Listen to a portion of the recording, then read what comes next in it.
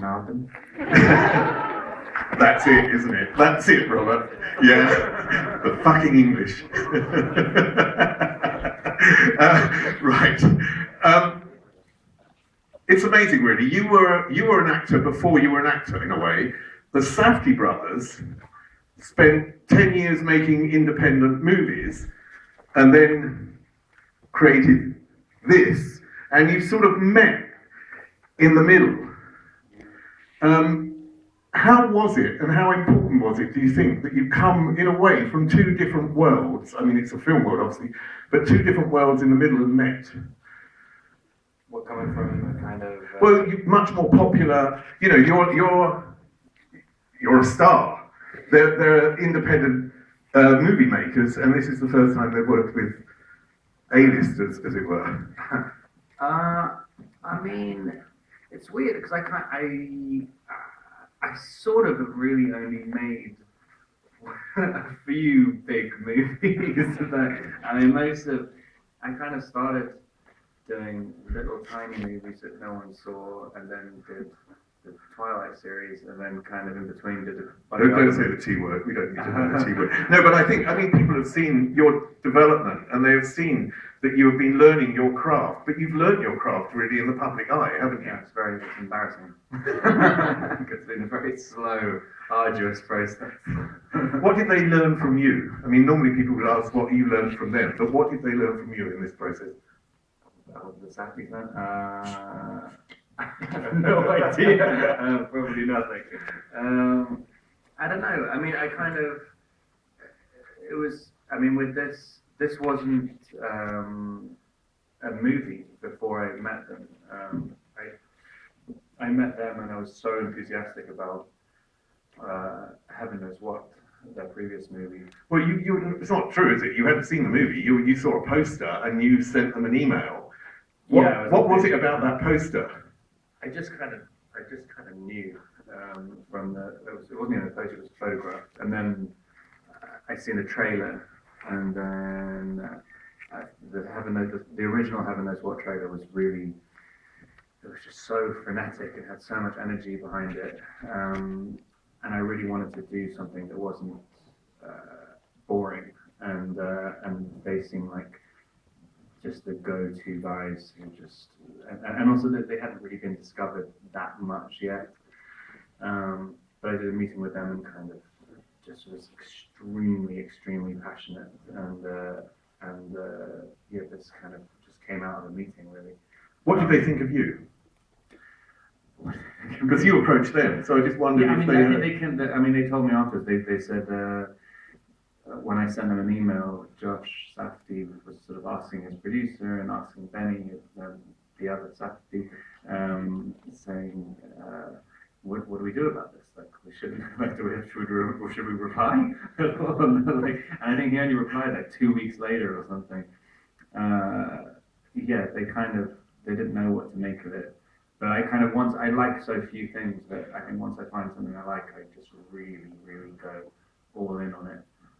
And kind of overwhelm them, and it's weird because that's kind of how they direct as well. They just sort of overwhelm you with inspiration and ideas, and just keep the energy extremely high. I mean, this character Connie. I mean, he's an idiot. He makes the wrong choices in life.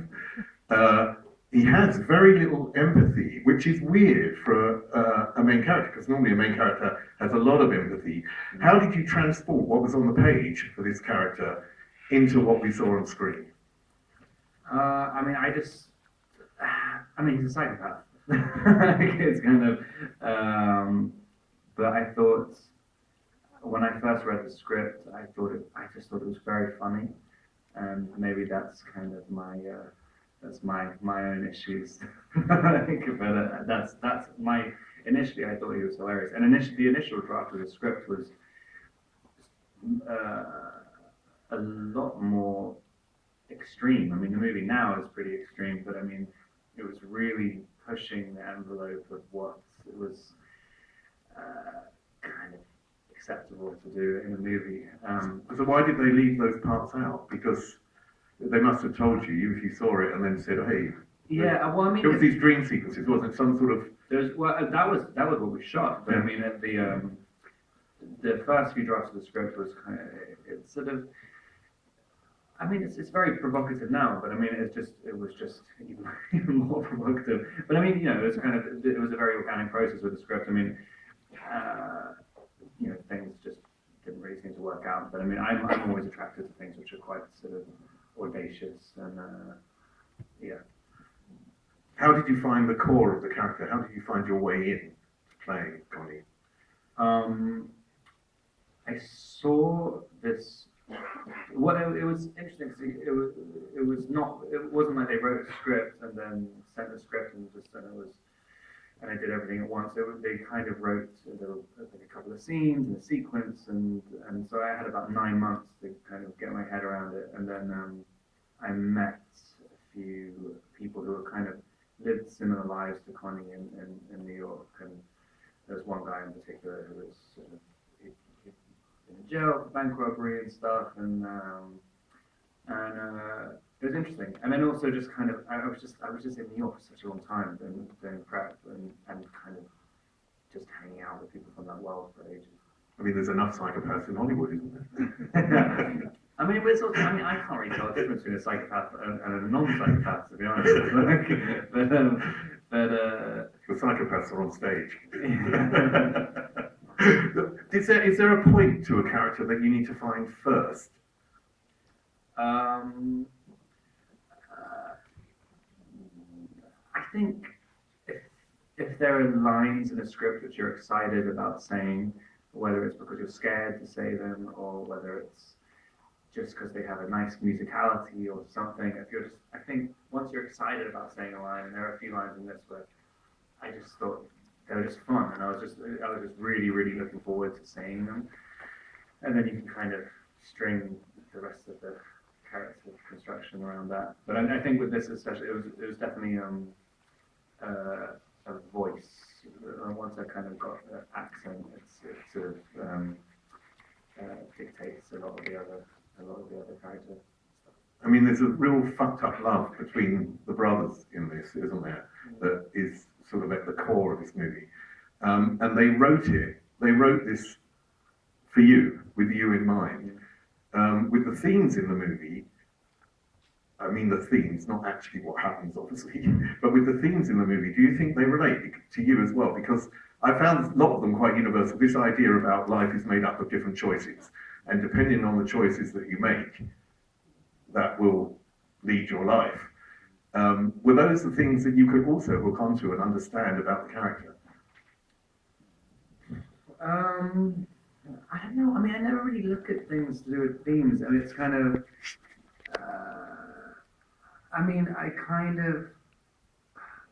I can never really see. If someone tries to just ask me what a movie I did is about, I never really know what it's. I mean, I wouldn't be able to tell you what it's about. I mean, even when we first started promoting this, I would describe it in one way, and the Safdies would just go, "What are you talking about? That's like not even vague." Yeah, it's not even vague. Because in my head, it's kind of there was one guy who's seen the movie. Who was the one person who had his reaction, because I was playing it the entire time. Like, he doesn't even know who his brother is. Like, I mean, the backstory, which is not really,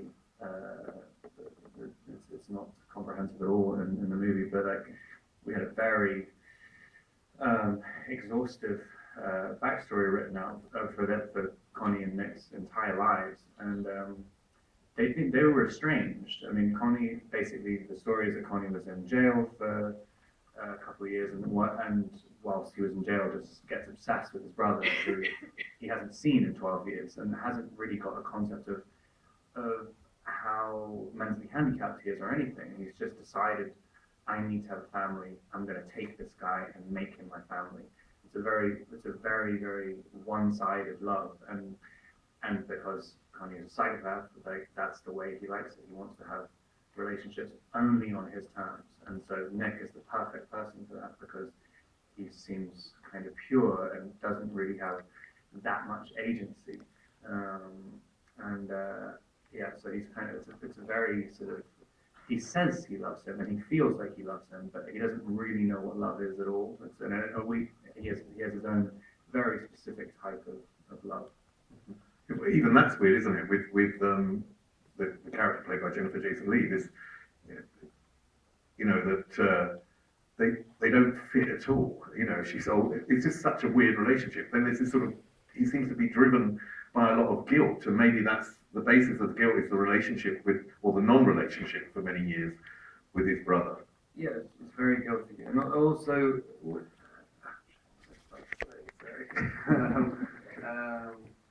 It'll come. Yeah, he kind of. With Jennifer, I think kind of sort of fucked up people attract other fucked up people. It's it just always seems to happen. Speaking from personal experience here, aren't you? It's all right. I know a lot of fucked up people as well.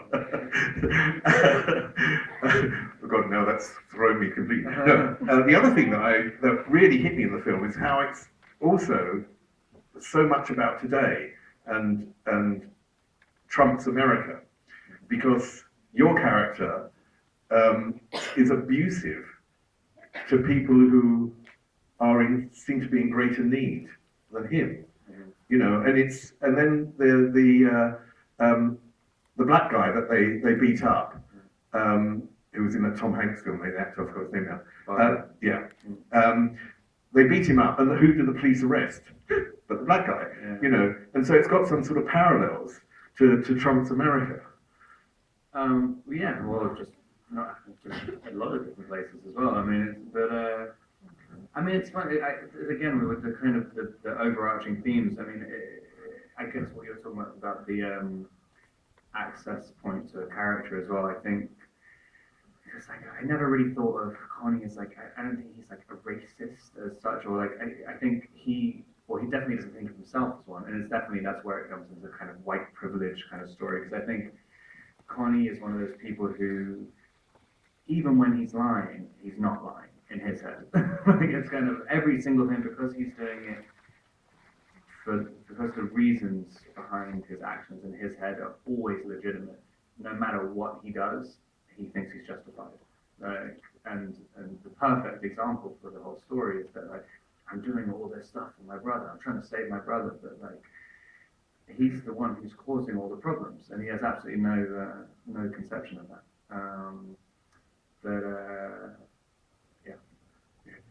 Are you a good actor?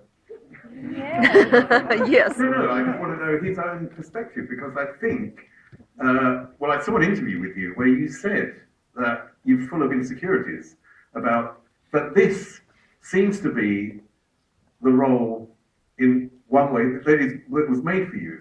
Because what's really fascinating about the character is that with all that lack of empathy, you are transfixed on you on screen. It's also it's writing. I don't know if it's actually such a weird thing, because you're so reliant on a million different elements. You can be the greatest actor in the world, and if you just keep getting shit scripts, it's it doesn't make any difference. You can be really unlucky. There's only so much polishing of the turd you can do. But if you get kind of this sort of synergy of a bunch of disparate elements, and they come together at the right time. And I think also that it's really important when people think they're making something important and convince everyone around them on this. It was kind of, and there's obviously no budget or anything, but because of the Safdies have this energy which infuses into their movies as well, but you can feel it on the set. It's like a train, and I think everybody who's working there just sort of realized that the train is going to go no matter what, and so you can just kind of hold on to it and it will go somewhere.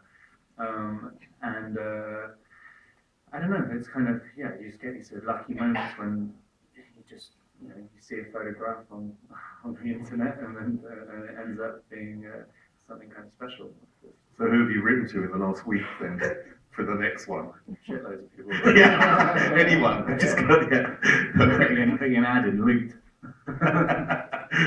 Well, you know, I must say, first of all, thank you.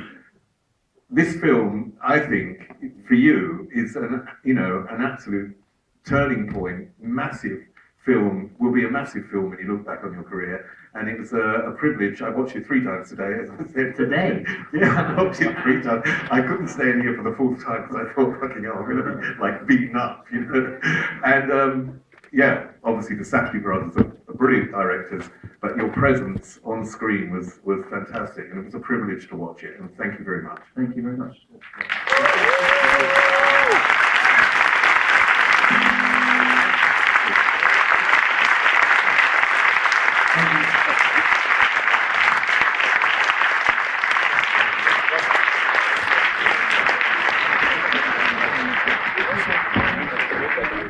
My name is Pavis.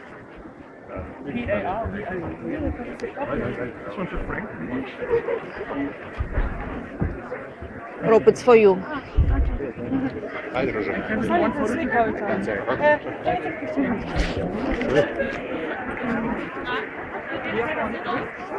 Thank you.